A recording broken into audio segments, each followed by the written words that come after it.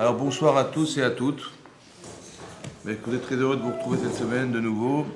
Alors on va traiter la paracha de Chaye-Sarah, on va essayer de traiter un sujet. Alors celui du début de la paracha. C'est écrit dans la paracha, Vayu Chaye-Sarah. On nous cite les années de Sarah. Oui, on nous fait en fait un peu l'horizon funèbre de cette femme qui était Sarah. Et on nous dit Vayu Chaye-Sarah, voici quelle était la vie de Sarah. Mea Shana, Ve'esrim Shana, Ve'sheva Shanim. En fait, on ne nous parle pas de ce qu'elle a fait, de ce qu'elle était. On nous parle de son âge.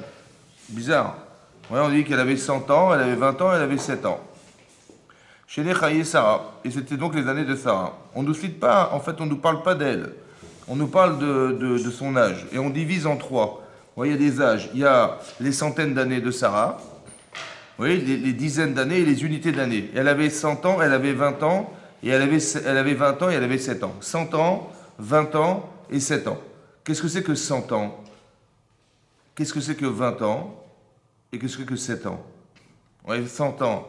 Bah, 100 années vécues, 100 années, c'est que c'est l'expérience, l'intelligence, c'est l'avantage, oui, l'intelligence, l'expérience, la sensibilité, tout ça, l'assurance. Voilà. 20 ans, c'est quoi 20 ans? Ben, 20 ans, c'est le dynamisme, hein, c'est l'aventure, c'est les projets, c'est ça 20 ans. Et c'est quoi 7 ans? Hein? Oui, l'enfance, c'est quoi 7 ans? L'enfance, c'est quoi l'enfance?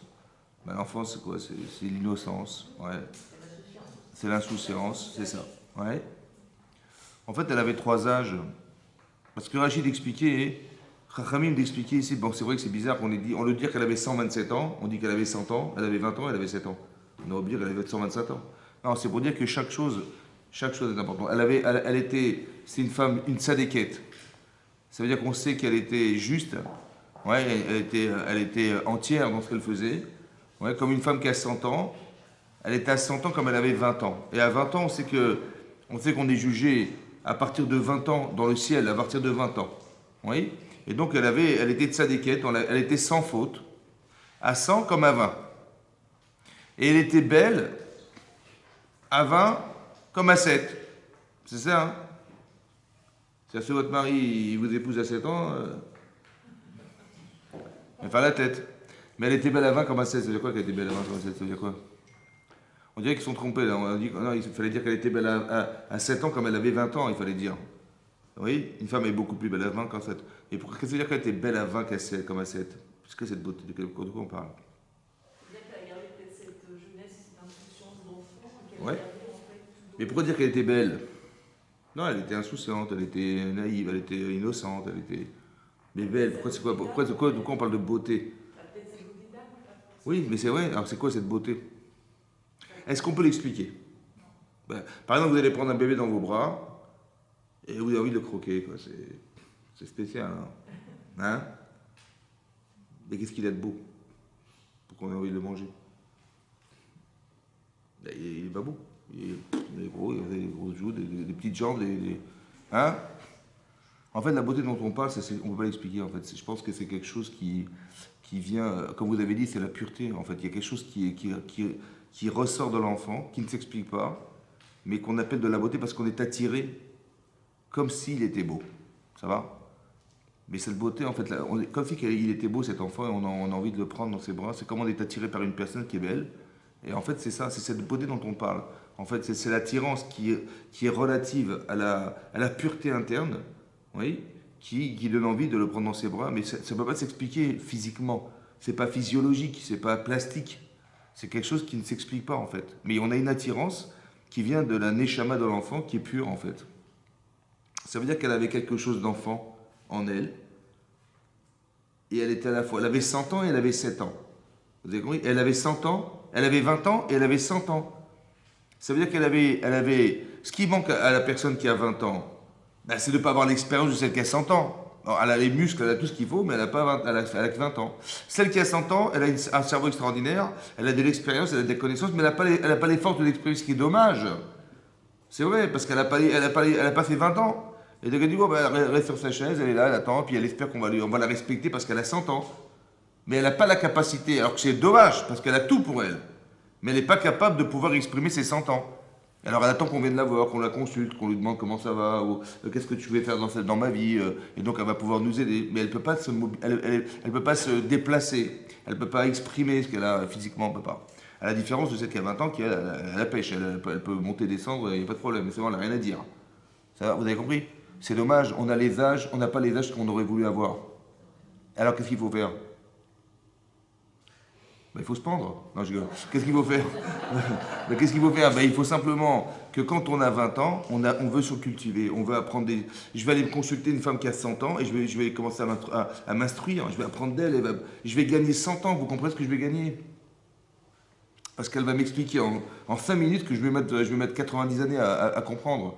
C'est dommage. Alors je vais aller voir la personne qui a 100 ans, je vais parler. Et celle qui a 100 ans, elle va se dire, il faut que je m'entretienne. Il faut que je garde l'espoir. Il faut que je sois comme si j'avais 20 ans et j'ai encore des choses à faire et j'ai encore du dynamisme à faire. Même si je ne peux pas vraiment bouger comme avant, mais je vais organiser autour de moi pour que les choses, elles bougent. Parce que j'ai ces compétences qui vont faire que le monde va changer autour de moi, parce que j'ai les compétences, vous comprenez? Toutes les leçons qu'elle a tirées de sa vie, toutes les expériences qu'elle a pu vivre, tous les erreurs qu'elle a pu commettre dans sa vie, elle va dire aux autres, surtout ne rentrez pas dans ce chemin. Ouais. Ou toutes les réussites, elle va pouvoir dire aux gens, vous avez oui, c'est ça. Donc on peut être assis, mais on peut en fait être dynamique. Elle avait 100 ans, elle avait 20 ans, et elle avait 7 ans. C'est quoi 7 ans? Ben, depuis le jour où on nous a dit, mais arrêtez d'être des gosses. C'est ça qu'on nous a dit un jour. Vous n'êtes pas des gamins, ça va, vous avez passé l'âge, c'est bon. Et donc, qu'est-ce qu'on a fait? On a arrêté d'être des enfants. Et on a coupé carrément avec l'enfance. Et c'est dommage. Parce que c'est vrai qu'il y a des choses qu'on doit enlever, c'est sûr. Mais il y a des choses qu'on doit conserver, cette forme de naïveté, ça va. Par exemple, quelqu'un qui a un problème dans sa vie, bon, il a la Emunat Hashem, hein, vous avez compris, il croit en Dieu et tout, donc il va prier Hashem. Mais on va pas trop assister, vous comprenez, ça se fait pas. Quand on est adulte, on n'insiste pas. Bon, j'ai demandé une fois, il a été bon, j'ai osé 2 fois, 3 fois, mais bon, c'est tout, on arrête là, vous comprenez? Mais l'enfant, il va insister, il s'en fout, lui, il va insister. Nous, on fait des différences parce qu'on est intelligent, vous avez compris, on fait des différences, on voit la tête des gens, on dit, bon, bah, il est où, il est fréquentable, pas fréquentable, on fait des différences, ouais, qu'elles soient sociales, qu'elles soient professionnelles, qu'elles soient. Parce qu'on est intelligent, vous comprenez, on n'est plus des enfants. Le problème, c'est que on va juger en fonction des apparences, on va juger en fonction des expériences. Alors qu'un enfant, il juge personne. Il accepte tout le monde. Il n'est pas ni raciste, ni fait de différence. Et en fait, cette naïveté-là, on devrait la conserver. C'est marqué dans la Lacha que quand on prie Hachem, on devrait pouvoir prier comme des enfants. Comme ça, c'est marqué dans les livres de Kabbalah aussi, c'est pareil. Les grands Mekoubalim, ils priaient pas, ils essaient pas de faire des calculs, etc. Non, ils priaient de façon naturelle. Ouais, quand on dit qu'Hachem c'est mon papa, ouais, c'est Avinu Malkenu, on devrait avoir cette forme de naïveté de l'enfance qui devrait nous dire, mais Hachem c'est ton père évidemment. Ça va? Et nous on fait des calculs, on fait des machins, et on essaie de se débrouiller tout seul, et en fait on ne se rend pas compte qu'on a un père extraordinaire qui est Hachem, et si on était un peu des enfants, on aurait une relation avec Hachem qui serait bien différente de ce qu'on a aujourd'hui. Vous avez compris? C'est ça. Donc elle avait 20 ans, elle avait 100 ans, et elle avait 7 ans. C'est ça. Elle avait tous les âges en fait. Elle a compris que dans chaque âge il y a quelque chose. Dans ces centaines d'années, dans ces dizaines d'années et dans ces dizaines d'années. Elle a tout conservé, c'était ça sa force. C'est ça sa force. Elle était attirante comme une enfant.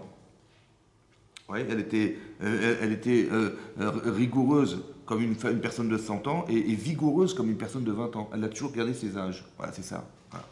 Donc c'était la femme d'Avraham Avinu. Et c'est marqué Matamot Sarah et Kiryat Arba. Et on nous dit qu'elle est morte à Kiryat Arba.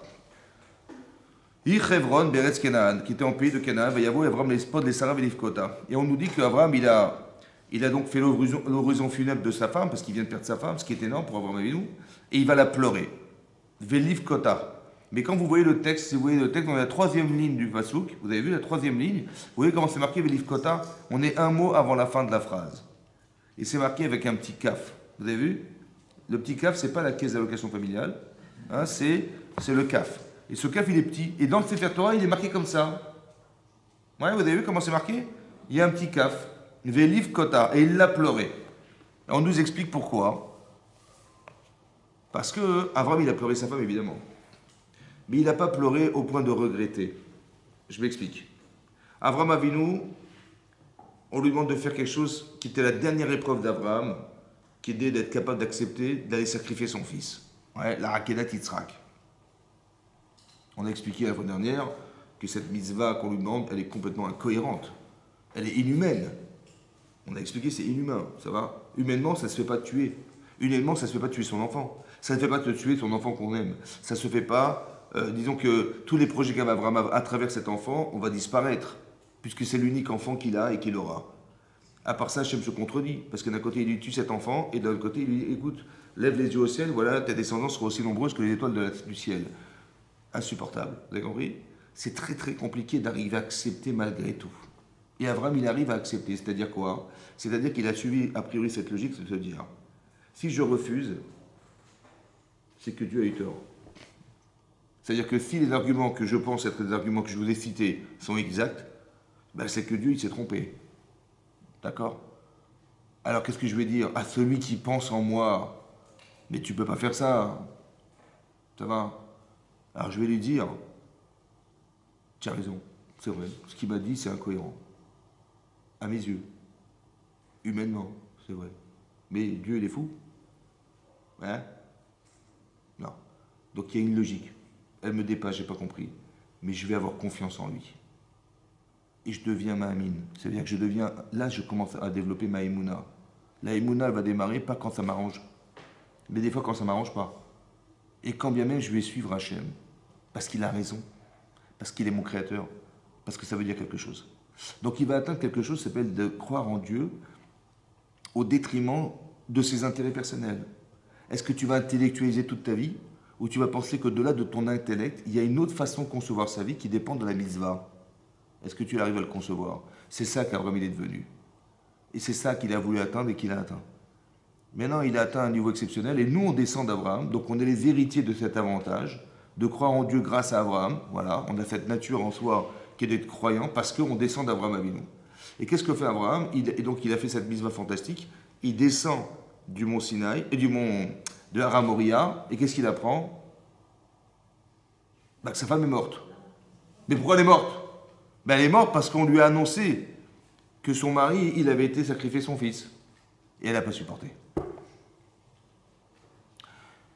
Et donc elle est morte de crise cardiaque en sachant que son mari il allait sacrifier ce qui était la plus belle chose de sa vie. C'était son plus bel espoir de femme. Ouais, elle n'avait pas eu d'enfant pendant 90 ans, elle tombe enceinte, miraculeusement elle a cet enfant et 37 ans plus tard elle le perd. Et donc elle n'a pas supporté ça, elle est morte. C'est ça qui est marqué. Maintenant on va suivre le raisonnement suivant. Avram il descend et il apprend que sa femme est morte. Pourquoi elle est morte? Parce qu'il a fait la Kedat Yitzhak. Il a sacrifié cet enfant. Autrement dit, s'il n'avait pas fait, il serait vivant, elle serait vivante. Et donc il va regretter d'avoir fait la mitzvah. Et on sait pertinemment, c'est marqué dans la Gemara dans Kiddushin, que si quelqu'un, il regrette une mitzvah qu'il a faite, il en perd le salaire. Ça veut dire quoi perdre le salaire? C'est quoi? Je sais, mais ça veut dire quoi? En français, ça veut dire quoi? Ça veut dire quoi? Parce que je regrette d'avoir fait la mitzvah, je perds le salaire de la mitzvah. Hein? Oui, mais ça veut dire, comment ça s'explique intellectuellement? Comment vous comprenez ça? Parce que c'est simple en fait. Si je regrette d'avoir fait la mitzvah, est-ce que je suis la personne de la mitzvah? J'aurais préféré ne pas l'être. Je regrette. Si j'avais su, j'aurais jamais fait la Kedat Yitzhak. C'est ça qu'il aurait dû. C'est ça qu'il aurait pensé. Donc en fait, qu'est-ce qu'il renie? Il renie d'avoir été la personne qui a fait la mitzvah. Donc est-ce qu'il est la personne de la mitzvah du passé? Il est ou pas? Il n'est plus. Donc il perd le résultat de la mitzvah, c'est-à-dire ce qu'il est devenu par la mitzvah. Puisqu'il regrette. De la même manière que quand il est devenu Abraham, parce que malgré la difficulté qu'il avait d'appréhender la mitzvah qu'on lui a demandé de sacrifier son enfant, il appréhendait. C'était très difficile, mais il a accédé à cette capacité d'atteindre ce niveau-là. Maintenant, si je regrette d'avoir atteint ce niveau, je le perds. On est d'accord? Autant que si je l'accepte, je deviens. C'est ça, perdre le salaire de la mitzvah. C'est pas perdre le salaire que j'ai dit, t'as fait, super, je te donne 10 000 euros. Non. C'est ce que tu deviens. C'est le salaire de ce que tu es devenu. Si tu regrettes, ça s'en va. Autant que si quelqu'un il regrette d'avoir fait une faute, oui, il dit, mais si j'avais su, j'aurais jamais voulu faire un truc pareil. Ça va? Mais comment j'arrive à regretter? Comment j'arrive à me remettre en question? Comment je fais? C'est simple. Je suis capable de me voir bien.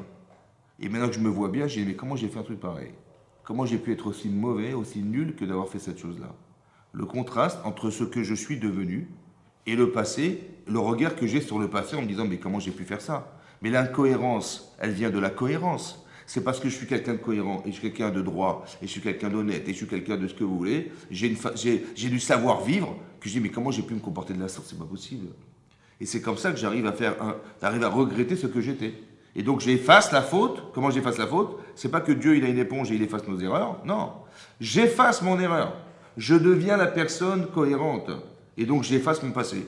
Si tu me dis, mais comment tu. Est-ce que tu aurais recommencé? Mais jamais plus, c'est fini. Vous avez compris? Je ne peux plus faire ça. Est-ce que tu peux monter sur la table? Non. Est-ce que tu peux mettre tes pieds sur la table? Non plus. Bon, il y a un certain temps, je pouvais mettre mes pieds sur la table, mais maintenant, ça ne se fait pas. Ça va? Quand j'étais bébé, ben, je montais sur la chaise, je montais sur la table, et puis je faisais tomber les assiettes. Mais maintenant, c'est plus possible, je vous rassure, je ne fais plus. Mais donc, je dis, mais c'est vrai que c'était possible, mais non, c'est plus possible, c'est plus possible. Donc, je regrette d'avoir été. Même si tu me dis, mais peut-être c'est tentant, vas-y, recommence, je ne peux plus. Ça va? Donc, je ne suis plus l'enfant, je ne suis plus la personne du passé. C'est ça, effacer les fautes. Autant on peut effacer la faute, mais la faute, c'est quoi? C'est ce que j'étais, la faute. C'est pas ce que j'ai fait, la faute. Et donc je peux effacer cet homme, ça va? Et maintenant, de la même manière que je peux effacer la Vera, je peux effacer la Mitzvah. C'est-à-dire que je regrette d'avoir fait. Mais alors, qu'est-ce que fait le Yetzirah? Non seulement il va s'acharner pour nous empêcher de faire des mitzvot, mais il va risquer aussi de s'acharner quand on les réussit de nous empêcher de nous empêcher de les conserver, c'est-à-dire de les regretter. C'est marqué dans la Gemara dans Kiddushin, celui qui est Toé à la Rishonot, celui qui remet en question, il est Toé, c'est-à-dire qu'il remet en cause ce qu'il a fait de bien, il le perd. Donc lui, il va s'acharner pour nous empêcher de faire la mitzvah. Et s'il n'a pas réussi, il va essayer de s'acharner de faire regretter ce qu'on a fait. Maintenant, Avraham Avinu, il a fait un truc de fou furieux. Ça va? Qu'est-ce qui peut lui faire regretter d'avoir fait une chose pareille? Ben, la seule chose, c'est qu'il perd sa femme. Vous avez compris ou pas? Maintenant, est-ce que vous croyez qu'elle est morte parce que monsieur, il devait... il devait peut-être regretter sa Vera ou... Non, elle est morte pour des raisons qui sont propres à elle. Maintenant, pourquoi ça s'est passé maintenant? C'est ça qui est bizarre. Et c'est quoi le raisonnement? Il dit, c'est clair que c'est parce qu'elle a appris que son mari allait sacrifier cet enfant qu'elle ne l'a pas supporté. Et donc c'est pour ça qu'elle est morte. Et donc ça veut dire que s'il n'avait pas fait cette mitzvah, elle serait vivante. C'est ça que ça veut dire. C'est ça le raisonnement, oui. Il y a marqué dans la Torah, non. Il a pleuré sa femme, mais il n'a pas pleuré complètement. Ça veut dire qu'il n'a pas pleuré au point de regretter ce qu'il avait fait. Comment ça se réfléchit, ça? C'est ça qui est important de comprendre. Et où est-ce qu'il y a l'erreur dans le raisonnement? Parce qu'il y a une erreur dans le raisonnement. Le Yetzirah, il nous trompe. Ça va? Il y a quelque chose en moi qui me fait croire, et c'est faux. C'est logique, mais c'est faux. C'est logique, mais c'est faux. Ça va? Donc comment je vais savoir que c'est faux?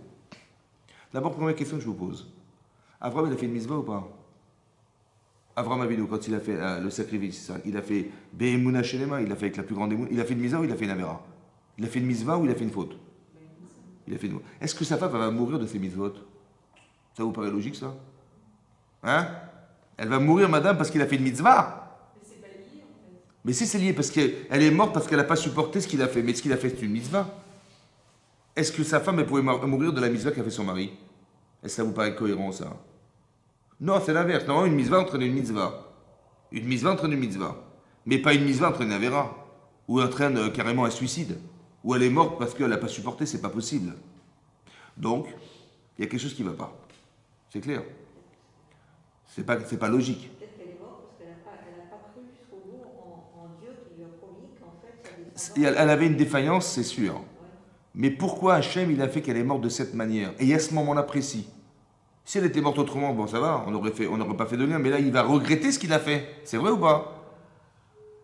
Et c'est un problème, ça. Pourquoi elle est morte comme ça? Elle aurait pu mourir autrement, je sais pas, moi, si elle devait mourir autrement. Pourquoi elle est morte juste comme ça? C'est bizarre. Pourquoi Hachem, il a fait qu'elle est... Vous avez compris? Mais quelque part, c'est un révélateur fantastique. Ça veut dire quoi? Quand je fais une mitzvah, est-ce que c'est moi qui fais? Ou je le fais pour moi ou je le fais pour Hachem? J'en sais rien, en fait. Alors, en fait, le vrai révélateur, c'est celui-là. Est-ce que tu l'as fait pour toi? Si tu l'as fait pour toi, tu dis, mais si j'avais su que c'était comme ça, le résultat que j'ai obtenu, j'aurais jamais accepté. Et donc j'aurais regretté, vous avez compris? Mais pour arriver à valider, pour finaliser, pour entériner la mitzvah qu'a fait Abraham, ça s'est passé de cette manière parce que c'est un véritable révélateur qu'il n'a pas fait pour lui. Parce que c'était pour lui, il aurait regretté. Il n'a pas fait pour lui. Il a fait pour ce qu'il est devenu, pour le peuple juif. Ça va? Maintenant, qu'est-ce que ça veut dire pour nous? Ça veut dire comme ça. En fait, qu'est-ce que fait le Yetzirah? Le Yetzirah, il est en nous. Ça va? On a tous un Yetzirah en nous. C'est ce qui nous permet de choisir. C'est ce qui nous permet de désirer. C'est lui qui nous permet de désirer, c'est lui qui permet de choisir, de faire des choix. Seulement, il nous amène à une forme de lecture de la vie qui est fausse. C'est ça le problème. La lecture, elle est fausse. Qu'est-ce qui est faux? En fait, c'est comme ça. Tu dis, voilà, Abraham Avinu, il a fait le sacrifice de son fils. Et à la suite de ça, sa femme, elle n'a pas supporté, elle est morte. Autrement dit, s'il n'avait pas fait ce sacrifice, elle serait restée vivante. C'est ce raisonnement qui est faux. Tu vois bien que s'il n'avait pas fait, elle serait restée vivante. Ce raisonnement, il est faux. Elle serait de toute façon morte. Ah, comment elle est morte? Peu importe, elle serait morte, je sais pas, d'une crise cardiaque autrement, je sais pas, son cœur il aurait lâché, anévrisme, j'en sais rien, n'importe quoi, j'aurais pu n'importe quoi. Elle devait partir, peu importe comment. Mais pourquoi on a fait en sorte qu'elle meure de cette manière? En apprenant que son fils était mort, avait été sacrifié. Pourquoi c'est cette manière-là? Vous avez compris? Qu'est-ce que fait le Yetzer Hara, en fait? La réalité, c'est qu'il fait conjuguer deux situations qui, logiquement, me fait dire c'est parce que ça s'est passé comme ça que ça va avoir des conséquences pareilles. Donc si la conséquence était celle-là, j'aurais jamais dû faire et donc je regrette mon acte. Ça, c'est faux, ça. Vous avez compris? C'est ça qui est faux. C'est pas parce que tu l'as fait qu'elle est morte. C'est ce qu'on voudrait te faire croire. Mais c'est faux. Vous avez compris ou pas? De toute façon, elle devait partir. Donc moi, qu'est-ce que je fais? Abraham, il dit, mais donc c'est une magouille. Ça veut dire que c'est une façon frauduleuse de faire croire à Abraham Avinu qu'il a perdu son épouse qui était effroyable. Pourquoi c'est effroyable? Parce que si vous avez lu la paracha, vous allez vous rendre compte qu'Abraham, on n'en parle plus d'Abraham.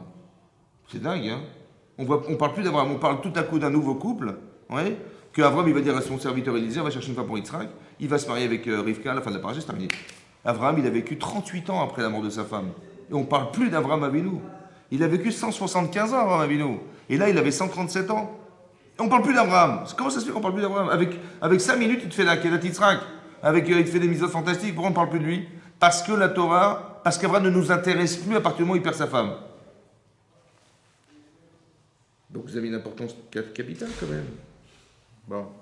Vous avez compris pas, messieurs? Vous avez compris? Ça veut dire que sans sa femme, est-ce qu'Abraham, il peut voler sans elle? Il ne peut pas. Vous avez compris? C'est impossible. C'est pour ça qu'on ne parle plus d'Abraham. Parce que sa femme est partie. Et donc, il a plus sa raison d'être. Mais ce qui est important, c'est qu'il n'a jamais regretté ce qu'il a fait. Et ça, c'est une leçon à apprendre. Que dans la vie, vous allez faire des mitzvot, des grandes choses. Maintenant, d'où je sais que ce que j'ai fait est très important. Parce que tout à coup, on s'acharne pour me faire regretter ce que j'ai fait. C'est bizarre quand même. Hein? Ça veut dire que c'est tellement important que l'État va s'acharner pour nous empêcher d'atteindre ce qu'on a atteint. Si on l'a atteint, vous avez compris? Il va nous empêcher de l'atteindre en s'acharnant pour nous empêcher d'atteindre ce qu'on doit atteindre. On a souvent expliqué dans les cours, on a expliqué comme ça. Quand vous voyez que Yetzirah il s'acharne contre vous, c'est que forcément ce que vous devez faire est fantastique. Sinon, il s'en fout. Ça va? C'est-à-dire que d'où je sais, moi, ce que je dois faire dans la vie, j'en sais rien. Vous savez d'où ça va? Vous allez savoir si vous écoutez votre Yetzirah. Écoutez-le. Il va dire ça, il va se tomber. Ah non, ça ne fait pas. Ou faites pas ça. Il va vous lancer dans un truc qui est carrément interdit, vous savez. Donc si vous n'êtes pas au courant, vous dites, je ne savais pas, mais c'est dommage. Et j'ai pas le droit de dire que je ne savais pas. Mais maintenant que je sais, là, j'ai un désir de d'aller contre Hachem, de faire une avéra, de faire un truc, mais je sais que c'est dur. Mais c'est là que tu sais. Plus ça s'acharne, et plus tu sauras qu'Hachem, que le but de ta vie, il est là. Que tu dois t'empêcher de faire ça. C'est le but de ta vie. Peut-être pour d'autres, non, mais pour toi, oui, c'est sûr. Ou autant que si tu veux faire une mitzvah, et je ne sais pas pourquoi il s'acharne, il veut t'empêcher de la faire. Je ne sais pas pourquoi ça. Il y a des mitzvot et il y a une mitzvah. Mais cette mitzvah, je ne sais pas pourquoi il s'acharne de t'empêcher de la faire. C'est ça le but de ta vie, il faut que tu la fasses. Le véritable révélateur de ton existence, c'est lui. Et si tu réussis, il va t'empêcher, il va te faire regretter ce que tu fais. C'est là que tu vois que c'est encore plus important que ce que tu croyais. Parce qu'il s'acharne sur toi, mais c'est incroyable. C'est ce qu'il veut faire avec Abraham, vous avez compris? On a eu Rosh Hashanah grâce à cette mitzvah. C'est évidemment que c'est sûr que les Israéliens, ça l'embête, ça. Donc, parce que si vous réussissez, c'est lui qui disparaît. Il ne veut pas disparaître, donc il va s'acharner. C'est une vraie bagarre, quoi. Ouais, pour nous empêcher d'atteindre. Lui, il veut rentrer dans notre cœur pour nous utiliser contre nous-mêmes. Mais si je ferme la porte, il ne peut pas rentrer. Et plus je suis concerné, il ne peut pas rentrer. Et plus je suis engagé, il ne peut pas rentrer. Et si je crois en Dieu, il ne pourra pas rentrer. Et vous avez compris ce qui se passe? C'est ça. La conscience que vous donnez à votre existence l'empêche de pénétrer. Parce que qu'est-ce qu'il va vous proposer?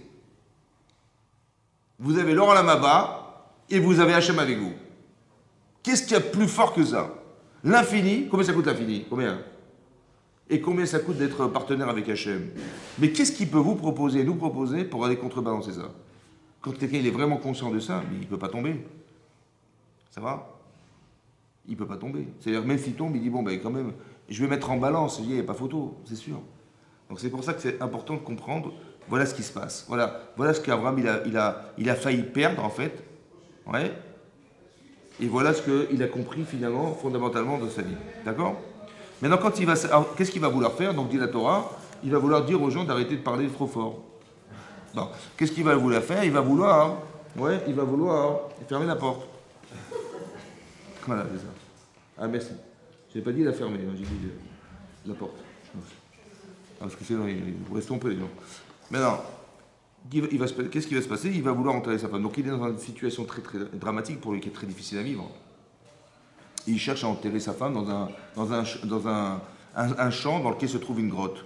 Ouais, la grotte de Marpella. La grotte de Marpella, pourquoi on l'appelle Marpella? Parce qu'en hébreu, Kefel, c'est double. Marpella, elle est double. C'est quoi double? C'est qu'en fait, il y a 2 étages dans cette grotte, ou bien il y a des couples dans cette grotte. Elle est double, c'est-à-dire qu'il y avait Adam et Chava. Là, il va enterrer sa femme. Après, il va être enterré lui-même. Après, on va enterrer Rivka et Yitzhak, et derrière, on va enterrer Léa et Yaakov Avinu. Marpella, Kiryat Arba, c'est les 4 couples, en fait, c'est ça. Vous avez compris? Voilà. Et donc, c'est ça. Donc, il va enterrer sa femme là-bas. Et donc, qu'est-ce qui va se passer? Il va aller voir les Bnechet, qui étaient les habitants de cet endroit. Il va leur demander, je vous en prie, voilà, je voudrais enterrer ma femme ici, etc. Ils vont dire, mais bien sûr. En fait, pour mettre dans le contexte, Hachem lui a déjà dit que cette terre lui appartiendra. Eretz Kenan, c'est une promesse qu'Hachem lui a faite. Maintenant, il va pas venir et dire, écoutez, je suis désolé, c'est ma terre. Vous avez compris? Et puis bon, il souffre, monsieur, il souffre. Hein. Et puis il va faire subir aux gens ses souffrances, parce qu'il va leur faire supporter sa douleur. En disant, écoutez, là je suis pas bien, écoutez, on va pas discuter, laissez-moi tranquille. Je sais qu'Hachem m'a demandé, et tout le monde est au courant, que la terre appartiendra à Abraham Avinu, mais il ne vient pas prétexter dire, écoutez, cette terre m'appartient, laissez-moi tranquille, je m'installe. Non. Il ne va jamais faire subir aux autres sa souffrance personnelle. Ça veut dire qu'il a un savoir-vivre, qu'il est capable, Abraham Avinu, de maîtriser sa souffrance et de jamais faire supporter aux autres que lui-même, il souffre. Ça va? Il souffre d'avoir perdu son épouse, il pourrait perdre la tête en disant, écoutez, laissez-moi tranquille, voilà, cette terre m'appartient, je ne discute plus, voilà, je vais l'enterrer. Bon. Non, il va être capable de supporter. C'est-à-dire de ne pas faire supporter aux autres sa souffrance personnelle. C'est du derech eretz. Ça veut dire qu'il a un savoir-vivre. Abraham Avinu, c'est marqué dans la Torah, c'est marqué dans les maximes des pères. S'il n'y a pas de derech eretz, c'est pas de Torah. Si quelqu'un n'a pas de savoir-vivre, sa Torah ne vaut rien. Parce que la base, c'est le savoir-vivre. Et après, tu peux construire dessus quelque chose. Mais si tu n'as pas de savoir-vivre, si tu es sauvage, si tu parles mal, si tu ne respectes pas les gens, etc., bah, ta Torah n'a pas de sens. Parce que c'est exactement l'inverse, la Torah. Oui. Tu peux construire sur ce que tu as fait. Par exemple, un exemple très simple, c'est marqué plusieurs fois dans la Torah, mais c'est marqué dans les Midrashim. On sait que Noach, par exemple, Noach, il est resté 1 an dans l'arche de Noé. Ça a duré 1 an. Mais qu'est-ce qu'il faisait toute la journée? Il se mettait de la crème pour bronzer. Hein? Comment? Combien de fois par jour? La Gemara dans Sanhedrin, elle dit là-bas, c'est dans le traité de Sanhedrin, que Eliezer, serviteur d'Abraham, il a demandé à Hachem, qui était le fils de Noach, comment c'était dans l'arche? Il dit, on n'a pas dormi, on ne dormait pas de la nuit. Parce que monsieur, tel animal, c'était à 3h du matin, l'autre c'est à 4h du matin, 5h du matin, l'autre à 8h. On devait trouver d'abord des aliments pour les nourrir. Il fallait inventer des aliments pour les nourrir. Il fallait nourrir en permanence. Il y avait une tension folle dans l'arche de Noé. D'accord? Et à un moment donné, mon père, il a tardé à donner à manger à un lion, il s'est fait mordre. Carrément, quoi. Donc il y avait une tension, c'était fou, quoi. Il fallait absolument donner. Ça va? Donc imaginez-vous, vous ne dormez pas pendant 1 an. Il est marqué Shnatsus, le sommeil d'un cheval. Ça veut dire environ entre 1/4 d'heure et 1 demi-heure par jour, il dormait. Donc c'était une folie, quoi. 1 an, ça a duré 1 an. Là-bas, c'est marqué dans le Midrash imaginez-vous, donc ça fait 1 an que vous êtes dans l'arche de Noé, vous nourrissez des gens en permanence, vous ne dormez pas de la nuit pendant 1 an, et à un moment donné, vous arrivez, et la colombe, elle revient, avec une petite branche d'olivier, vous dites, ah super, c'est bon, la terre est sèche, bon, moi je casse la porte, je sors dehors, et et je vais prendre des vacances à Eilat pendant 6 mois. Moi, c'est ce que j'aurais fait. Ouais. Lui, vous savez ce qu'il a dit à Noir? Il a dit, de la même manière qu'Hachem, il m'a demandé de rentrer, et j'ai attendu qu'on me demande de rentrer, j'attendrai qu'on me demande de sortir. Nichnasti birshut, ani yotze birshut. De la même manière que j'ai dû attendre qu'Hachem m'a invité à rentrer, je vais attendre qu'il m'invite à sortir. Derech eretz kadma la Torah. Ça va? Ça veut dire qu'il y a un savoir-vivre dans la vie. Tu dis pas non, non, non, mais écoutez, moi j'ai pas dormi pendant un an, laissez-moi tranquille, je pète la porte et je sors laissez-moi respirer, je peux plus aller voir ces animaux, je peux plus voir rien. Non, tu te contrôles. Mais comment tu arrives à te contrôler? Parce que tu as des valeurs. C'est ces valeurs que tu respectes. C'est ça? C'est ta façon d'être que tu respectes. C'est ton côté humain que tu respectes. Tu n'es pas un animal. Et si tu te respectes, tu respectes. Vous avez compris? C'est ça. C'est ça que dit Abraham. C'est pas parce que j'ai subi quelque chose de très douloureux que je vais faire subir aux autres, ou je vais les faire subir, ou les faire accepter mes problèmes. Mais genre, comprenez-moi, voilà, il y souffre, Abraham. Non, non, non, il va faire subir à personne. J'ai des problèmes, je les assume. Ça va? Mais l'autre, mais personne ne va souffrir de mes problèmes. C'est vrai en couple, c'est vrai avec les enfants, c'est vrai avec les amis, c'est vrai avec tout le monde. Il y a des gens qui profitent d'une situation parce qu'ils sont des victimes. Alors ils vont faire, on va s'occuper d'eux, vous comprenez? Et ça intéresse des gens d'être des victimes dans la vie. Non, tu assumes. C'est ce que fait Abraham Avinu. Il assume ce qu'il est. Il assume son problème. C'est pas parce que j'ai un problème que ça doit entamer dans l'existence des autres. Donc je demande, je me fais respecter. Autant que je respecte les gens, je dis voilà, bien que je sache que la terre m'appartient, je garde mon calme, je demande là-bas. Il va tomber sur qui? On va lui dire, tu sais, le terrain que tu vas acheter, il appartient à un homme qui s'appelle Ephron. Ça va? Et donc il va s'adresser à cet homme. Et dit Rachid là-bas, bizarrement, qu'il a été nommé, je sais pas, le responsable de la ville, le maire de la ville à ce moment-là. C'est incroyable. Et donc il va le voir. Il dit voilà, il dit j'aurais voulu donc acheter le terrain et la grotte qui va avec pour enterrer son épouse. Qu'est-ce que fait Ephron? Il dit mais écoutez, il n'y a aucun problème. Je vous la donne. Nessi Elohim, tu es le prince de Dieu, toi. C'est ça il l'a appelé. Il dit cette terre, je te la donne. Le terrain, il va et la grotte, elle va avec. Je dis mais attendez, je peux pas. Écoutez, ça se fait pas. Il dit à Kesef, Carmimine, il prend l'argent. Je veux absolument acheter ce terrain et je veux absolument acheter la grotte. Je veux pas, surtout pas, Shalom, profiter de ta bonté, ta gentillesse. Il dit bon, ok, d'accord. Bon, allez, béni au Bencha. Allez, entre toi et moi, 400 shekels. Ça veut dire 400 000 euros, quoi. Ouais. C'est-à-dire une somme exorbitante, quoi. Maintenant, personne ne voulait s'enterrer là-bas. Parce que les gens qui descendaient dans la grotte, ils mouraient. Il y avait une telle kedusha dans cet endroit, c'était impossible de pouvoir entrer là-bas. Il y avait Adam et Chava. Invendable. Il a trouvé un pigeon. Quand il a vu venir, il a fait coucou. C'est content. Il lui dit écoute, venez bien entre moi, c'est 400 shekels. Et Abraham, il est milliardaire, donc il dit écoutez, il n'y a pas de problème. Et ce qui est bizarre, c'est qu'Abraham Avinu, il ne va pas donner des shkalim, ce que lui avait demandé Ephron. Il va donner une monnaie over la socher, c'est-à-dire une monnaie commerciale, ouais, qui lui permettait d'aller acheter, pas seulement en Israël, mais aller ailleurs, dans n'importe quel endroit du monde, il pouvait acheter avec cette monnaie. C'était une monnaie internationale. Mais c'est bizarre qu'il ait donné plus que ce qu'on lui a demandé. Ce qui est bizarre, c'est que la Torah nous répète ici qu'on est devant tous les habitants de cet endroit. Ça veut dire qu'on est au milieu de la ville, tout le monde est là, parce qu'Abraham c'est une star, ouais, et il vient dire aux gens, écoutez, je vais enterrer ma femme, il n'y a pas de problème, on vous présente Ephron il est là, et devant tous les Bnechet. Donc au milieu de toute la foule comme ça, il est en train de discuter avec Abraham aux yeux de tous. Et qu'est-ce que fait Abraham, ouais, et qu'est-ce que fait Ephron? Il dit écoutez, je vous la donne, et puis finalement il dit écoutez, si vous voulez l'acheter, alors vous allez la payer 400 shekels. D'accord? Mais non, le problème, il est multiple en fait.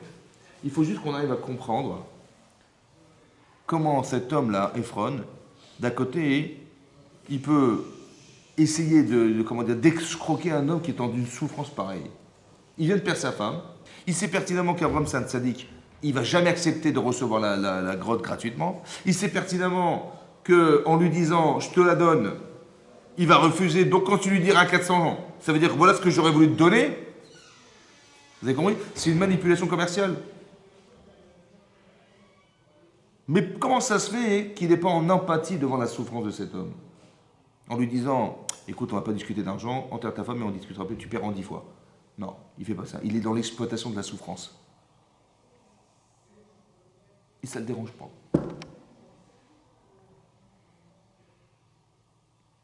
Et la Torah dit ici qu'on lui a enlevé un vav dans son nom.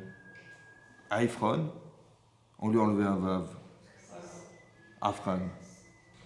Afran, c'est quoi Afran? La poussière. Il s'appelle pas Ephron, il s'appelle Afran. La poussière. Ça veut dire qu'il vaut rien, quoi. Vous avez compris? Comment quelqu'un, il peut être capable de faire quelque chose d'aussi horrible que d'exploiter des gens comme ça, avec autant d'effronterie et de... Il fait exprès, soi-disant, qu'il est honnête, vous avez compris, il fait le manipulateur, il fait le type bien, quoi. Ouais. Ça, c'est la perception qu'on a des fois. Comment comprendre cet homme? D'un autre côté, le comportement d'Abraham, il est bizarre aussi, parce que Abraham, il représente la Torah. Abraham, c'est quelqu'un qui va représenter Hachem. Comment quelqu'un, il peut se faire rouler comme ça dans la farine devant tout le monde, parce que tout le monde sait pertinemment que ça ne vaut pas le prix, et que cette terre, ce terrain, autant que la grotte, elle ne vaut pas le prix qu'on lui propose, et Abraham, il accepte devant tout le monde. Mais c'est honteux, c'est Chilul Hachem, ça. C'est comme ça que, c'est ça la Torah, c'est de se faire rouler comme tout le monde, d'être naïf à ce point-là. Et Abraham, il accepte. C'est bizarre. Comment ça se fait qu'il accepte? Mais négocie, je sais pas, on te dit 0. Après on te dit 400, tu dis écoutez, on va couper la poire en deux. Non, il négocie pas, Abraham Avinu. Comment ça se fait qu'il négocie pas, Abraham Avinu? Il négocie pas, il donne même plus qu'on lui propose. C'est bizarre. Ce qu'il est. Hein? Mais c'est pas un kibbush, c'est honteux ce qu'il a fait. Mais c'est honteux parce que qu'est-ce que tu montres aux gens? Tu vas te faire rouler comme ça devant tout le monde, pas un abruti qui va devant une terre qui n'a aucun sens, qui n'a pas de prix. C'est pas le prix. Et toi, tu te fais avoir et tu es comme un idiot, tu te fais avoir. Est-ce que ça donne envie d'être comme lui? Ah, c'est ça la Torah? Moi, ça m'intéresse pas. Si c'est pour faire rouler comme. D'être aussi naïf que ça. C'est ça la naïveté des religieux. Ça vous dérange? C'est ça le problème. Comment ça se fait qu'Abraham il a accepté de faire un truc pareil? Hein? J'ai pas compris. Parce que le lieu. Alors, s'il avait vraiment cette valeur, le lieu, alors il aurait vendu, il aurait dit tout de suite 400 shekels. Il a dit 0, je te la donne. Attendez, est-ce qu'il est honnête, Ephron? Donc ça veut dire que ça ne les vaut pas. C'est pour Abraham, ça vaut. Vous dites que pour ça vaut, ça n'a pas de prix. Alors si ça n'a pas de prix, donne le prix qu'on t'a proposé. Mais donne pas, au lieu de donner des shekels, tu donnes des dollars. C'est bizarre, qu'est-ce qu'il lui prend Abraham de donner plus, hein? Il sait peut-être que cette sépulture-là, elle aura un rôle important pour le peuple. Très bien. Et qu'elle aura une valeur sacrée. Très bien. Elle vaut beaucoup plus que ce que... Mais il n'a pas besoin de donner plus que ce que ça vaut. Moi, je vais acheter une voiture à moitié prix. Je vais aller chez le concessionnaire et il fait des soldes. Il me dit, mais enlevez les 50%, je vous paye le prix fort. Parce que pour moi, elle vaut ça. Mais je vous avais de la vie. Si je profite des soldes, je profite des soldes. Même si pour moi, je sais que je vais la vendre le double. Oui, mais si vous êtes content parce que cette voiture-là, vous allez l'utiliser pour en négocier à son... Mais je vais quand même pas l'acheter plus cher que ce que ça vaut, que ce que moi propose. On me la propose à moitié prix, pourquoi je vais l'acheter plus cher? C'est une façon de remercier peut-être... Il n'y a pas de... De remercier qui? de remercier Dieu, d'avoir la possibilité... Mais qu'est-ce que Dieu il a à voir avec ce monsieur-là? C'est un escroc. C'est pas un moyen de montrer à Sarah, même si elle est déjà partie. Ouais. Comme c'est pour Sarah, Ouais. ça vaut plus que ce que ça vaut. Alors on va y réfléchir, c'est intéressant ce que vous dites. Ouais. C'est intéressant ce que vous dites. En gros, ça n'a pas de prix. Attendez, est-ce que ça c'est une épreuve pour Abraham Avinu? Il y a eu la Akedat Yitzhak, et là il y a une nouvelle épreuve qui n'a rien à voir, mais qui est très intéressante. C'est celle de l'enterrement de sa femme. Quand il voit Ephron, attendez, la qualité d'Abraham c'est quoi? Il donnerait sa vie pour les gens, il donnerait son argent pour les gens. Il voit quelqu'un en face de lui qui est exactement l'inverse. Ça ne rend pas fou ça? Il a très bien compris la manipulation, Abraham, il n'est pas idiot. Donc il dit, ouais, oui, je te la donne, après je ne la donne pas. Quand tu vois ça, ça devrait te rendre malade. Il dit, mais comment tu oses m'exploiter? Mais je viens de perdre ma femme, tu fais ce coup-là, ça va? Il sait très bien que c'est pas le moment de discuter. Ephron, il sait très bien qu'il ne va pas discuter, Abraham Avinu. Il vient de perdre sa femme, c'est pas le moment, ni c'est l'envie. Vous avez compris? Donc il est dans l'exploitation. Tout ça, c'est une exploitation de l'être. Vous avez compris ce qu'il fait, Ephron? Mais quand il voit ça, Abraham, qui lui, il donnerait sa vie pour les gens, il voit un rachat comme ça, il dit, ça le rend malade. Et quand même, il se contient. Pourquoi? C'est ça qu'il faut comprendre. Alors, pour comprendre ce que je vais vous dire, il faut comprendre une Gemara. Il y a une Gemara dans Souka d'Afnun Bet. Ouais, à la fin de la Masechet. Là-bas, c'est marqué qu'à la fin des temps, la Gemara dit on va faire une oraison funèbre. Et au début, la Gemara, elle croyait on allait faire l'oraison funèbre du Mashiach ben Yosef. Vous savez qu'il y a deux Mashiach, Mashiach ben David et Mashiach ben Yosef. Et le Mashiach ben Yosef, il va mourir en guerre. Et la Gemara dit peut-être c'est ça l'oraison funèbre qu'on va faire à la fin des temps, c'est celle de Mashiach ben Yosef. La Gemara dit non, pas du tout. On va faire l'oraison funèbre du Yetzer Hara. Parce qu'un jour, Hachem, il va détruire le Yetzer Hara. Le mauvais penchant qui est en l'homme, il va disparaître. Et on fera une fête. Et on lui fera son oraison funèbre. Et là-bas, la Gemara raconte que quand Hachem, il va faire la shrita du Yetzer Hara, c'est-à-dire qu'il va détruire ce Yetzer Hara, ce mauvais penchant qui est en nous, les tzadikim, ils vont pleurer, et les rishaim, ils vont pleurer. Les tzadikim, les gens justes, vont pleurer, parce qu'ils vont voir, on va leur montrer le Yetzer Hara, on va ouvrir le rideau, on dit voilà, c'était ça le Yetzer Hara. Ils vont le voir comme une montagne géante. Ils vont pleurer de joie d'avoir gagné, d'avoir réussi à vaincre cette montagne-là. C'était ça le Yetzer Hara. Et les rishaim, les mécréants, on va leur montrer le Yetzer Hara, ils vont pleurer, parce qu'ils vont voir qu'il était comme Chut HaSe'ara, comme le fil du cheveu. Vous avez pris un cheveu, ce qui vous reste, cheveu. Ouais. Et bien ce cheveu-là, il est composé de fils. Et bien c'est le fil du cheveu. Mais non, j'ai juste pas compris. Le Yetzer Hara, il est comme le fil du cheveu ou il est comme une montagne? Ben on fait la shrita, on ouvre le rideau. Voilà, on va vous montrer, voilà le Yetzer Hara, on l'ouvre. Ben on devrait tous voir la même chose, non? Non? Et pourtant, on voit pas la même chose. Pourquoi? Et bizarrement, qui c'est qui a plus de Yetzer Hara, le tzaddik ou le rachat? Hein? A priori, c'est le tzaddik, c'est bizarre, non? Moi, j'aurais pu croire que c'était le rachat qui a du Yetzer Hara, il va le voir comme une montagne. Et celui qui en a pas, qui en a moins parce qu'il le maîtrise, il verra comme un fil, un cheveu d'un. Oui, c'est ça. Ben, c'est l'inverse. Le tzaddik, il le voit comme une montagne, lui. Et l'autre, le rachat, il le voit même pas. Il est tellement fin, il est où? Il est là. Ah, d'accord, je l'ai pas vu. Comment c'est possible? Pourquoi le rachat, il le voit pas? Parce que c'est le niveau de conscience, peut-être. C'est ça, mais pourquoi ce niveau de conscience, c'est de ne pas le voir? Parce qu'il a tellement intériorisé que pour lui, il ne peut pas distinguer entre ce qu'il est et ce qu'il voit. C'est ça. Ça veut dire qu'il est. Est-ce que quand Ephron, quand vous allez dire Ephron, mais t'as pas honte, Ephron, d'exploiter un homme comme ça qui vient de perdre sa femme? Qu'est-ce qu'il va vous répondre? Il va dire, mais c'est ça le business, mon vieux. Oh. Mais c'est ça le business. Il faut bien gagner sa vie, non? Pompe funèbre. Voilà, le type il vient de perdre sa femme, il le vend à prix fort. C'est comme c'est ça le travail, c'est ça le business, vous avez compris, voir. Mais ça veut dire quoi? Ça veut dire quoi? Ça veut dire qu'il n'a pas de Yetzer Hara, monsieur. C'est pour ça qu'il n'a pas de Yetzer Hara. Parce qu'il est dans le Yetzer Hara. Il est manipulé. Il est plus capable d'exister. Vous avez compris? Il est même peu capable de choisir. Quand vous lui dites, mais c'est grave ce que tu fais, il me dit, mais rien de grave, je vois parce que de quoi tu parles. Il ne voit pas le problème. Et c'est ça le Chut HaSe'ara. C'est ça le fil du cheveu du Yetzer. C'est qu'il dit, mais il n'y a pas de Yetzer Hara là. Alors qu'Avraham Avinu, il rougit de colère devant cet homme. Vous avez compris? Il dit, mais comment t'as pas honte de m'exploiter comme ça? Le Yetzer Hara, il dit, mais défends-toi, négocie, fais quelque chose. Te laisse pas faire rien, t'as pas honte devant tout le monde, c'est Chilul Hashem. Voilà ce qu'il lui dit. Il a un Yetzer Hara qui est énorme. De quoi? Eh ben de discuter, de négocier. C'est quoi le problème en fait? C'est qu'Avraham Avinu, il va enterrer sa femme. C'est la dernière mitzvah qui lui reste avec elle. Ce qui est bizarre, c'est que le Yetzer Hara, il s'acharne à couper le lien. En lui disant, mais négocie. Mais c'est vrai qu'il va négocier, il va gagner 200 shekels. Bon, il va prendre sa femme, il va l'enterrer. Donc il aura fait la mitzvah. Non. La mitzvah, c'est pas ce que tu vas faire. C'est qu'est-ce que tu ressens. Alors sa femme, elle vaut plus ou vaut moins que ce qu'il va gagner.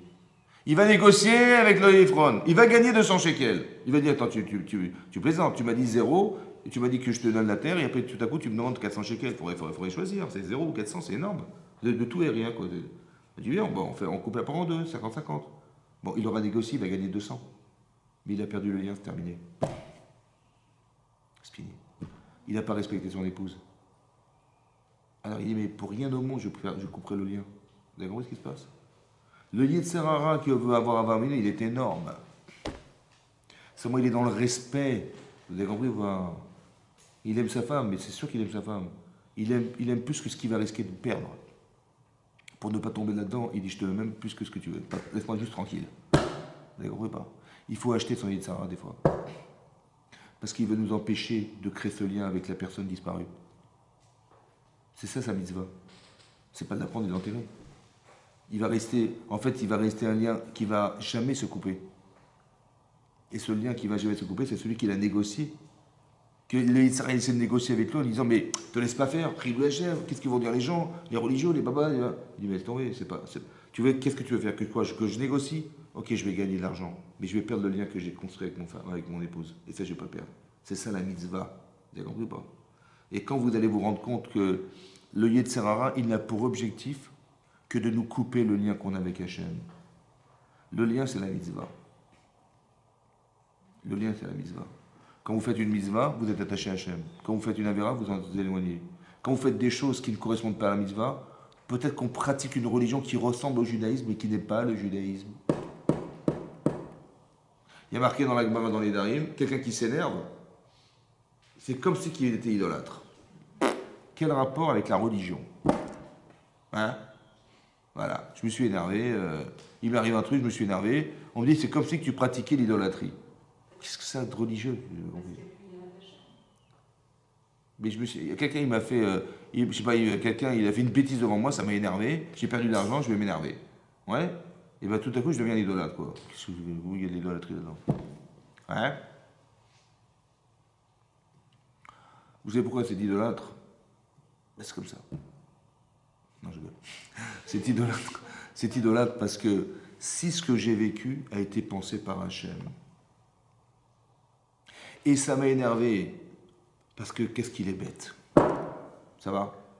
Au lieu de me dire le pauvre il est bête, et je le sais parce que j'ai la connaissance qu'il n'a pas, au lieu de dire le pauvre qu'il est bête, j'aurais dû dire pardon le pauvre qu'il est bête. Non, je rigole.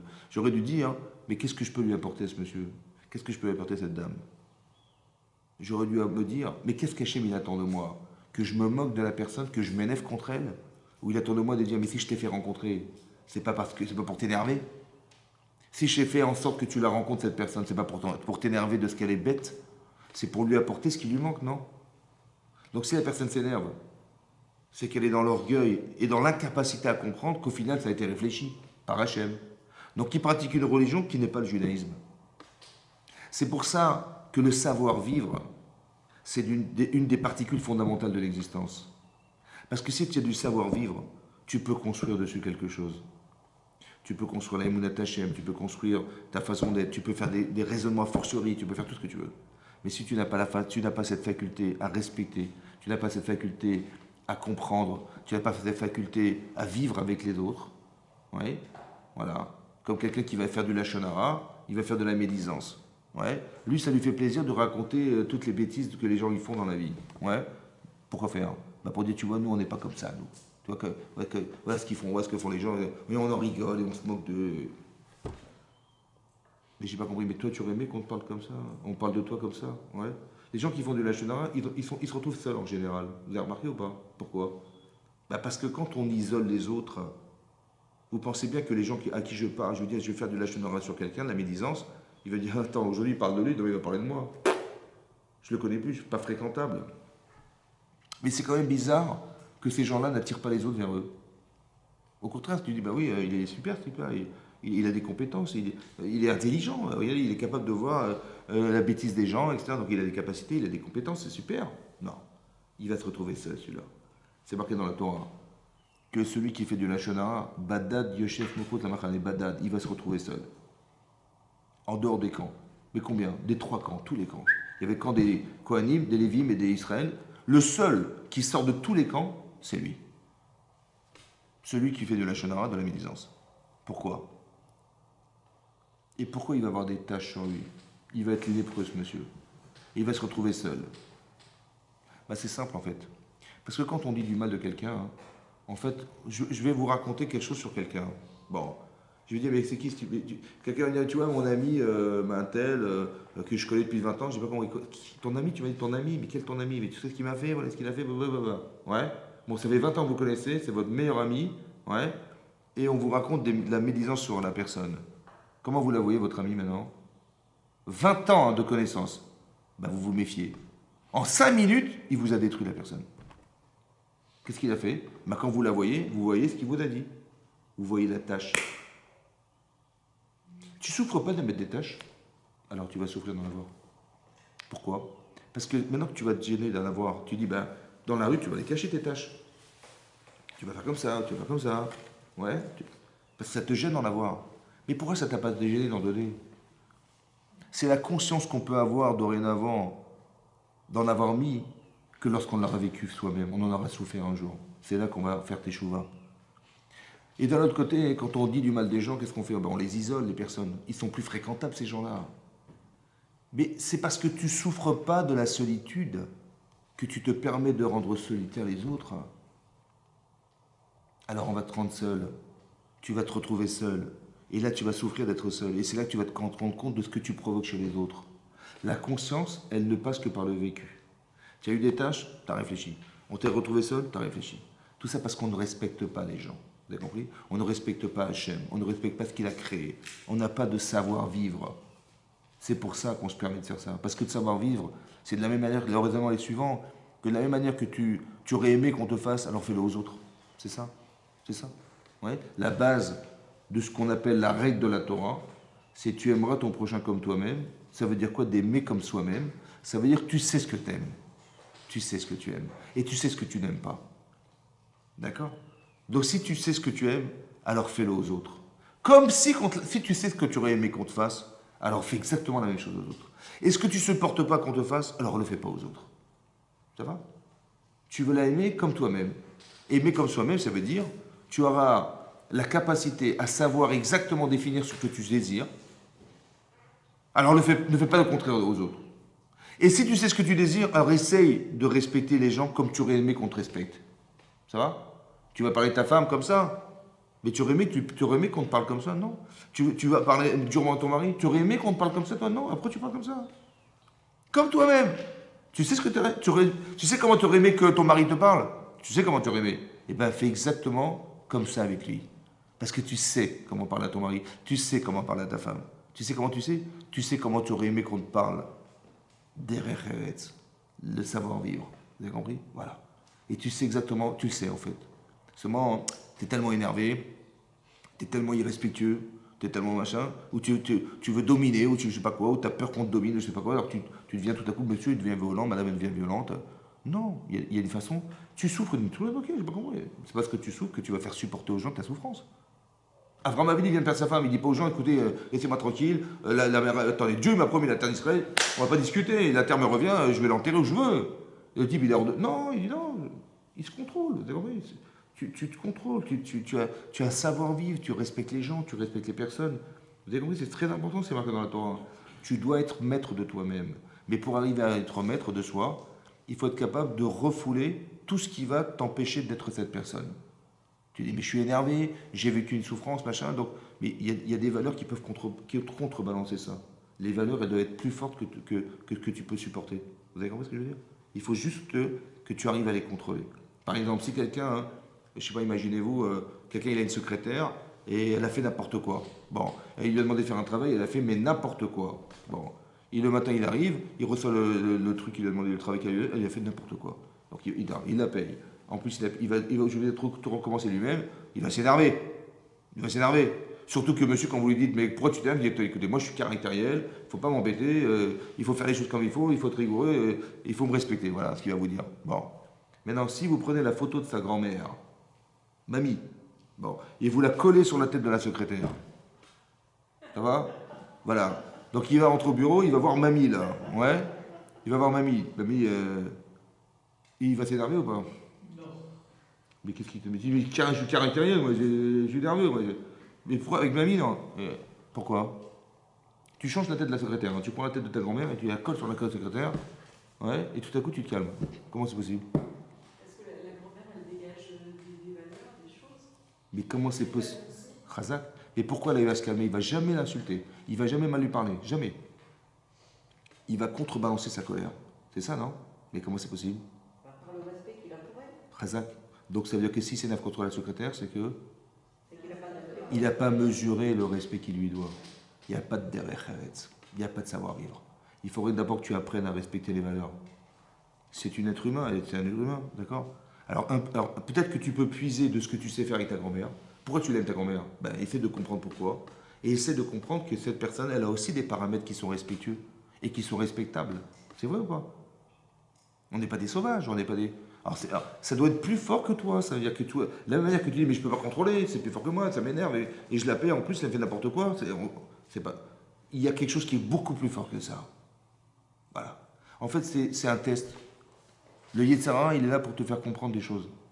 Pour te faire comprendre, tu vois, pourquoi tu t'es pas inspiré de ça pour arriver à comprendre ça? Tu aimes ton mari, tu aimes tes enfants, tu aimes ta femme, mais pourquoi tu t'inspires pas de ça pour arriver à aimer les gens? Et pourquoi tu t'en inspires pas pour arriver à aimer Hachem? Ouais, parce que d'aimer Hachem, c'est pas simple. Hein. Mais si tu sais pas aimer, comment tu vas l'aimer? Derech, il faut savoir avoir du derech, c'est ça. Si tu sais pas aimer les gens, tu dis ah non, le type toujours grognon, toujours machin, et en fait peut-être qu'il aime pas parce qu'il s'aime pas. Vous avez compris? Parce qu'il n'est pas capable de s'aimer, alors il ne peut pas aimer.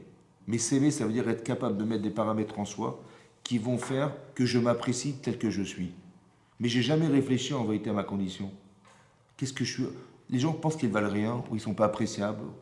Alors ils n'apprécient pas, ils n'apprécient rien. Vous avez compris? Mais c'est parce qu'on ne nous a pas appris à nous apprécier, d'aimer comme soi-même. Si tu t'aimes, tu peux aimer. Mais si tu t'aimes pas, comment tu vas aimer? Et c'est logique. Parce que si je ne sais pas ce que je vaux, je ne sais pas ce qui est respectable et ce que je dois respecter pour moi, pour moi-même, comment voudrez-vous que j'aille chercher chez les autres ce qui est respectable chez eux? Mais je ne sais pas. Parce que déjà, moi, j'arrive pas. Alors sur les autres, à fortiori. Mais il faudrait déjà que tu apprennes à te respecter. Et qu'est-ce qui valorise ton respect? Ça va? Qu'est-ce qui donne un sens à être respectable? Si tu sais trouver des paramètres qui justifient le respect, alors tu vas pouvoir le trouver chez les gens. C'est comme avec nos parents. Tu dois honorer tes parents. Oui, non. Mais comment ça fait que tu tues l'honneur? Bah parce que tu as pris une feuille et tu as marqué mon père, il est comme ça, comme ça, comme ça, comme ça, comme ça. Et plus je t'en rajoute, et plus tu vas l'honorer. Et moins tu en trouves, et moins tu l'honores. C'est comme ça. Donc il faut que tu cherches et tu réfléchisses à qu'est-ce qui justifie le respect de tes parents. Et si tu les as mis en avant, bah si c'est légitime, intellectuellement c'est vrai, émotionnellement ça se justifie, et ben tu vas respecter ton père et ta mère. Et jusqu'au point où tu ne t'assois pas à sa place. Ah non, ça va, ça peut. Moi je crois que c'est une halakha. Il ne faut pas s'asseoir à la place de ses parents. Mais c'est pas ça. Tu dois respecter jusqu'au point que tu t'assois pas. Ah oui. Donc il faut. Ton père c'est le roi à la maison. Ah ouais, d'accord, je ne savais pas. Moi quand j'étais chez le dentiste, il m'a dit on va vous mettre une couronne. Je n'avais pas compris pourquoi. Il y a des gens qui ont une dent contre leur père. C'est vrai. Et c'est pour ça qu'il faut faire attention. C'est ça. C'est pour ça qu'Abraham Avinu, il ne se permet pas. Vous avez compris?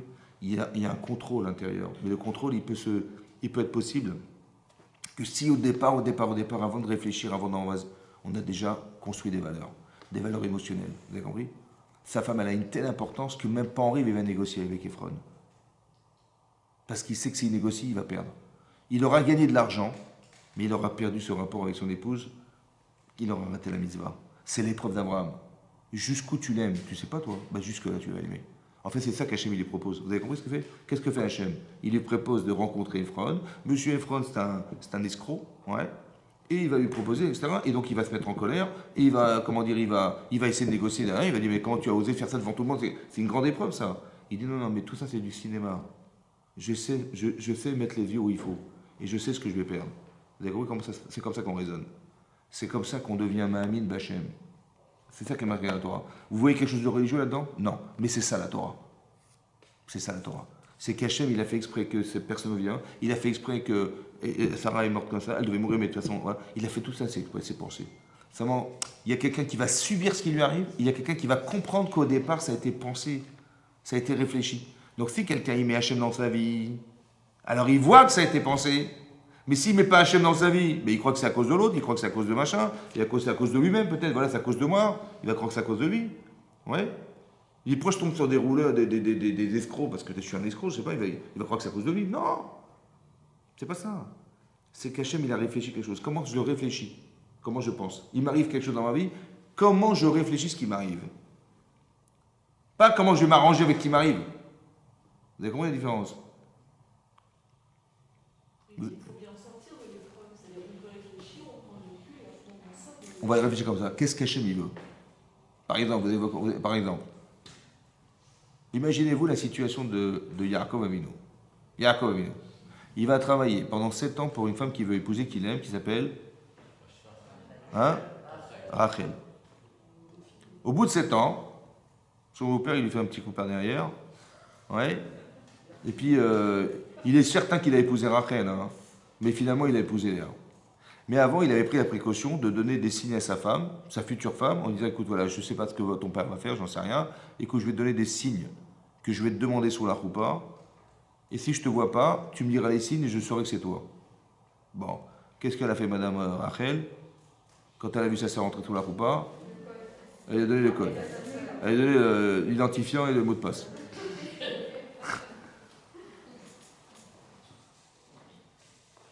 Imaginez, vous êtes Yaakov Avinu, mesdames. Messieurs, vous êtes Yaakov Avinu, vous avez donné des signes à votre future femme que vous aimez, vous avez travaillé 7 ans pour elle, vous avez fait le plus beau jour de votre vie, ça va? Et madame, elle a osé donner le code à sa sœur que vous ne voulez pas épouser. Bon, qu'est-ce que vous faites? Hein? Elle va vous expliquer tout, madame. Elle va tout vous expliquer. Hein, elle va tout vous expliquer. Je vais t'expliquer, mon chéri, je vais tout expliquer. Vous l'écoutez ou pas? Hein? Ou tu dis, mais écoute, il n'y a rien à expliquer, c'est terminé, on arrête là. C'est ce que j'aurais fait, moi. C'est ça. Vous auriez fait quoi, vous? Mais tromper par la femme qu'on aime de cette manière, c'est effroyable. Oui ou non? Je ne peux plus la voir.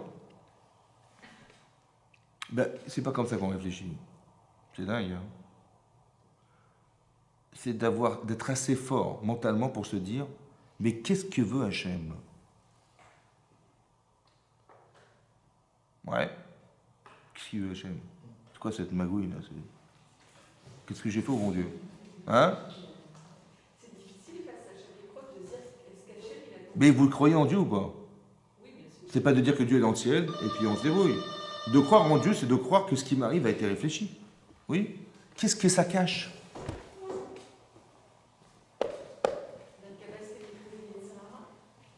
Ben attendez, je ne sais pas comment juger ça. On va dire comme ça. Grâce à Dieu, j'ai failli l'épouser, cette Rachel, hein, mais grâce à Dieu, oh là, heureusement que je ne l'ai pas épousée, elle est complètement folle, elle a donné les signes à elle, et l'autre, je ne veux pas l'épouser. Grâce à Dieu, heureusement que ça s'est passé avant le mariage, grâce à Dieu. Et donc, je ne suis pas rentré dans cette famille de fous furieux. Le père, Lavan, c'est un taré. La femme que j'ai voulu épouser, mais j'avais confiance en elle, mais elle m'a trompé carrément. Et l'autre, elle arrive dans la famille, elle vient, elle débarque, Madame Léa, elle vient, elle veut m'épouser, mais je ne veux pas l'épouser. Grâce à Dieu! Bon, Hachem, ça s'est passé comme ça. Ou bien, mais c'est bizarre quand même. Attendez, je connais Léa, je connais Rachel quand même, c'est pas le style à mentir. Ça va? Donc, il y a quelque chose qui me perturbe là-dedans. Ça va? Je ne comprends pas ce qui s'est passé. Comment comprendre cette situation? Ça va? Est-ce que c'est Mina Shamaim que c'est passé comme ça pour dire quitte-la? Ou bien c'est Mina Shamaim que il voulait me faire un coup de folie pour que je regrette de l'épouser et il veut m'empêcher d'épouser Léa? Ou Rachel, je ne sais pas. Vous avez compris ce qui se passe? Yetzeratov, Yetzerara. C'est dur, c'est dur à expliquer ça. Ou c'est un Yetzeratov qui vient dire on t'a fait une tova, tu vois, t'as failli rentrer dans cette famille. Or, grâce à Dieu, ne rentre jamais là-bas. Même pas en rêve, tu rentres. Regarde ce qu'elle a fait là. Ou alors de dire non, ou de dire putain, c'est Sarah qui veut m'empêcher de l'épouser. Et qu'est-ce qu'il a trouvé d'autre? Ben, de faire un truc comme ça. Mais pourquoi je dis que c'est ça? Pourquoi c'est possible? Pourquoi c'est possible?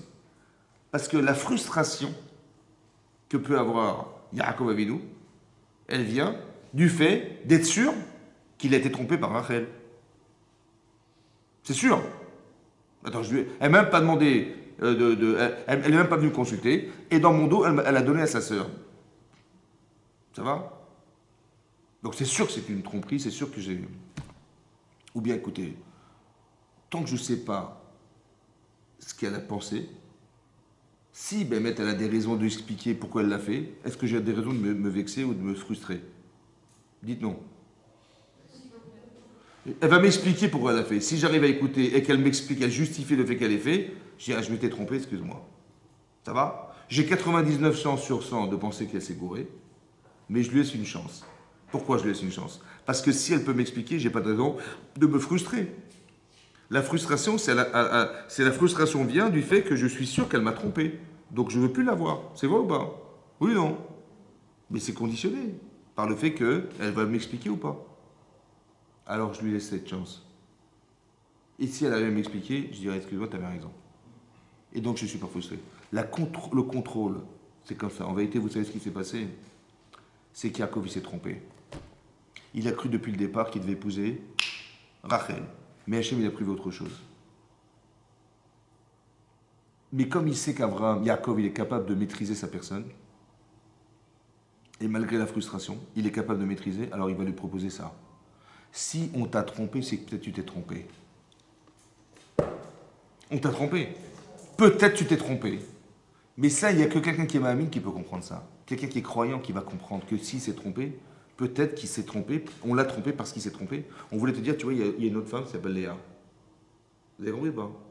Et on a expliqué une fois, au cours on a expliqué, qu'il y a marqué dans le Midrash Rabbah, hein, que quand Yaakov, il a découvert que c'était Léa, le matin, il a dit, mais tu es une tricheuse, fille d'un tricheur. Ton père c'est un tricheur et tu es une tricheuse. Il dit pourquoi? Parce que quand je t'ai dit est-ce que c'est toi Rachel, tu m'as dit oui. Tu fais comme ton père, tu fais des magouilles. Ouais. Il lui a dit, mais toi, quand ton père il t'a dit c'est toi Esav, qu'est-ce que tu lui as dit? Il a dit Ani Esav Yechorecha. Alors tu vois bien qu'on est des tricheurs tous les deux, allez viens dans mes bras, allez. Hein? Elle dit tu triches, je triche, tu manges, je mange, tu vois bien qu'on est tous les deux des menteurs. Voilà ce qui est marqué dans le Midrash. Bon, le problème, c'est qu'elle n'a pas répondu à la question. On lui a demandé, mais pourquoi tu mens? Elle lui a dit, mais toi aussi tu mens. Et j'ai dit, t'es gentil, merci, mais tu m'as pas répondu. Pourquoi tu as menti? En fait, elle a répondu, quand toi, tu as racheté le droit d'aînesse de ton frère Esav, quand tu as pris la bracha de ton père en faisant croire que tu étais Esav, donc tu as pris la charge d'être Esav.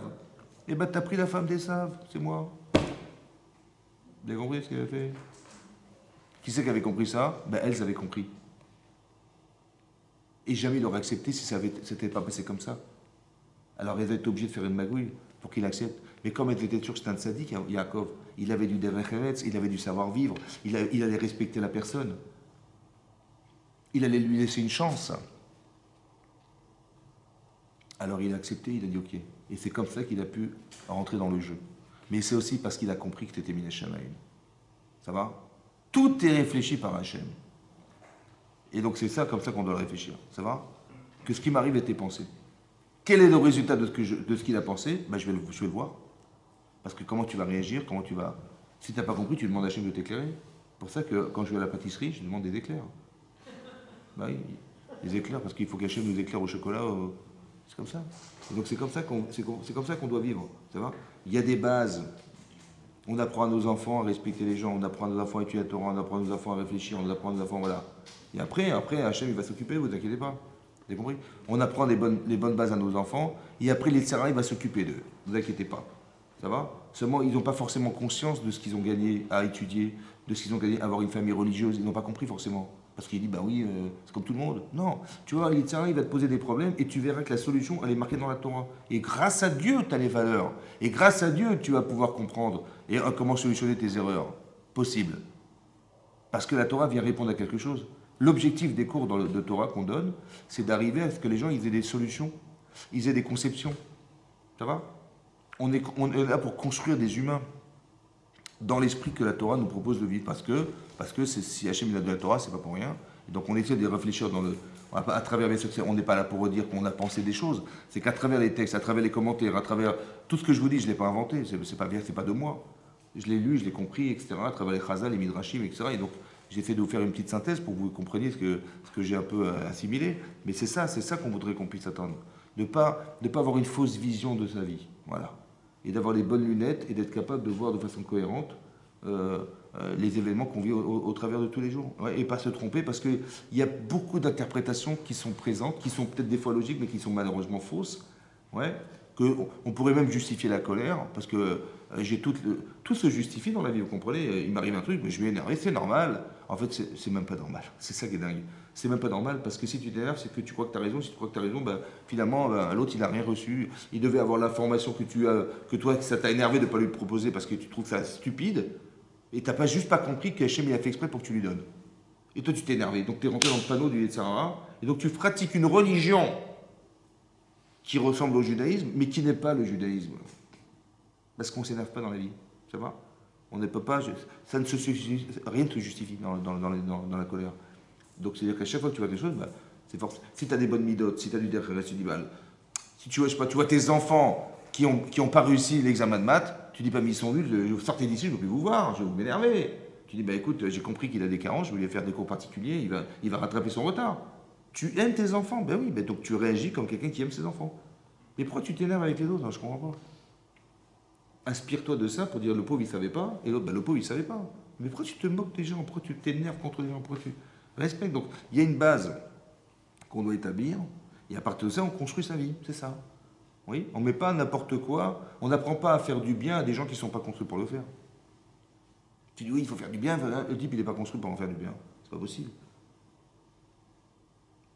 Parce qu'il y a des gens qui vont croire que faire du bien, c'est se faire du bien. Vous avez compris? Ils vont dire, j'adore recevoir des gens à la maison. Pourquoi? Ben, j'aime bien l'ambiance. Mais est-ce que tu adores inviter des gens ou tu adores avoir le plaisir que ça te procure d'inviter des gens? Tu le fais pour toi ou tu le fais pour les gens? C'est ça le truc. Vous avez compris? Je fais du bien. Je ne sais pas si je fais du bien ou je me fais du bien. Et c'est ça le problème. Peut-être que ce qu'on fait, des fois, c'est un retour vers soi. Tu vois? Et pas forcément dans l'intérêt de l'autre. Donc il faut que les bases elles soient déjà claires. Derech Eretz Kanma la Torah. Il faut que le savoir-vivre, ça a toujours précédé la Torah. Et après, tu prends la Torah et tu mets dessus des choses. Mais il faut que la base, elle soit toujours saine. Il y a un respect des gens, il y a le respect des autres, il y a la compréhension de ce qui t'arrive dans ta vie, il y a l'acceptation que Hachem est présent dans ta vie, etc., etc. Après, tu construis dessus quelque chose. Tu mets des choses dessus. Voilà. Chazak ou Baruch. Merci beaucoup. Khazak, je vous attends. Alors, ceux qui écoutent le cours sur Internet, vous pouvez vous inscrire aussi sur la chaîne, une chaîne YouTube